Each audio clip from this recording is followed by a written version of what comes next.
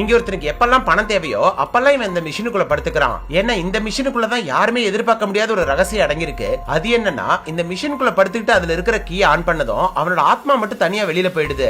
So இப்ப அவனோட உடம்பு மட்டும் தான் அதுக்குள்ள படுத்திருக்கு. அந்த வெளியில போன ஆத்மா ரோட கிராஸ் பண்ணி நடந்து போகுது. இவனுக்கு அது சாதாரணமா ரோட்ல நடக்கிற மாதிரி தான் தெரியுது. ஆனா அடுத்தவங்க கண்ணுக்கு தெரிய மாட்டான். அதையே அவனுக்கு சாதகமா யூஸ் பண்ணிக்கிறான். இப்ப அங்க இருக்கிற ஒரு சூப்பர் மார்க்கெட்டை க்ளோஸ் பண்ற நேரமா உள்ள போயிட்டு அந்த ஓனர் எங்க பணம் வச்சிருக்காரு, என்ன பாஸ்வேர்டை போட்டு லாக் பண்றாரு நோட் பண்ணிக்கிறான். அந்த ஓனரும் ஏகப்பட்ட பூட்ட போட்டு வச்சா சேஃப்டி நினைச்சு பூட்டிட்டு போறாரு.